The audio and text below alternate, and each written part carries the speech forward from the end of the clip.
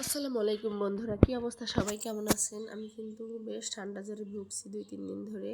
তো আজকে তৈরি করব হচ্ছে মসুর ডাল আর ভেন্ডির মাখো মাখো চচ্চড়ি।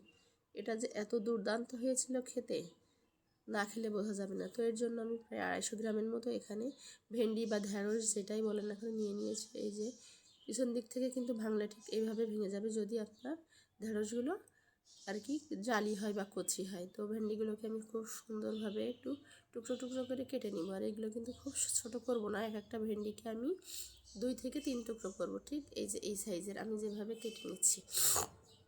সবাইকে দুপুরের শুভেচ্ছা। কী অবস্থা সবাই? ভেন্ডিগুলো কাটতে কাটতে কিন্তু আমি চুলায় ডালটা সেদ্ধই বসিয়ে দিয়েছি।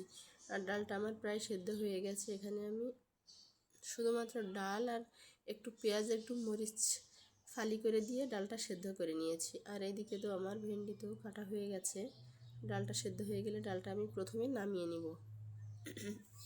ভেন্ডি তো আমরা অনেকভাবে খেয়েছি, ভাজি বলেন চচ্চড়ি বলেন, তো ডাল দিয়ে এভাবে একদিন খেয়ে দেখতে পারেন। এটা কিন্তু নিরামিষ, আমি কোনো প্রকার মাছ এখানে ব্যবহার করব না। ভেন্ডিগুলো কাটা হয়ে গেলে এগুলোকে একটু লবণ হলুদ মাখিয়ে আমি একটু ভেজে নিব। আর ভেন্ডিগুলোকে ভেজে নিয়ে আসলে এখানে 50% কিন্তু আমি সেদ্ধ করেই নিব। এই ভাজাভাজি করে এখানে কিন্তু কোনো প্রকার পানি আমি দেব না, শুধুমাত্র ঢাকা দিয়ে একটু লো আঁচ দিয়ে আমি বেশ কিছুক্ষণ এটাকে ভেজে নিব। আর এই ভাজতে ভাজতে আপনার ভেন্ডিটা 50% সেদ্ধ হয়ে যাবে। আর এইদিকে আমি যে ডালটা সেদ্ধই দিয়েছিলাম, এখানে লবণ হলুদ দিয়ে আমি ডালটা আগে প্রথমে ম্যাশ করে নিব। আর ডালটা ম্যাশ করে নেওয়া হয়ে গেলে ওইদিকে চুলায় আমি গরম পানি রেখেছি, গরম পানি আমি দিয়ে দিব। আর গরম পানিটা দিয়ে দিব আমি এই পরিমাণ যে পাতলা ডাল করতে যেমন দিতে হয় ওরকম কিন্তু না, বেশ একটু ঘন ঘন রেখে আমি পানি দিয়ে দেবো এই পরিমাণ। আর এই পানিটাও কিন্তু আমি অনেকটা শুকিয়ে নিব, সেটা হচ্ছে ভেন্ডি দেওয়ার পরে। আর যে ভেন্ডিটা আমি ভাজতে দিয়েছিলাম ওদিকে ভেন্ডিও কিন্তু আমার ভাজা হয়ে গেছে। আর ডালের ঘনত্বটা তো দেখতে পেলেন, বেশ পাতলাও না বেশ ঘনও না। আর এই যে ভেন্ডি এখানে কিন্তু আমার সেদ্ধ আধা আধি হয়ে গেছে। আর এই ভেন্ডিটাকে নিয়েই আমি এখন এই ডালের ভিতরে দিয়ে দেব।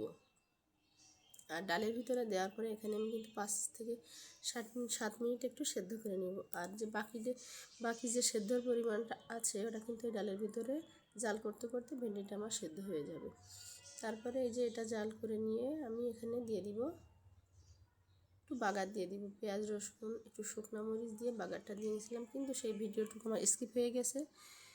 তো এই যে আমার কিন্তু ডাল ভেন্ডির চচ্চড়িটা রেডি। আর সাথে নিয়ে নিয়েছি 1 ফালি লেবু। আর এই যে ভেন্ডিটা কেমন সেদ্ধ হয়ে গেছে, হাত দিয়ে চাপ দিলেই কিন্তু ভেঙে গেছে, দেখতেই পারছে। আর এই যে এখানে একটু লেবু চিপে নিয়ে আমি মুখে দিব। এটা অনেক টেস্ট, আপনাদের যদি ঠান্ডা ঠান্ডা লাগছে একবার হলেও কিন্তু এটা খেতে পারেন। শুধু ভেন্ডি চচ্চড়িও তো খেয়েছেন, আবার ভাজিও খেয়েছেন, কিন্তু এভাবে যারা খাননি তারা অবশ্যই একটু খেয়ে দেখতে পারেন। আমার কাছে কিন্তু বেশ ভালো লেগেছে, ইভেন আমার মেয়েটাও খেয়েছে। ধন্যবাদ সবাই।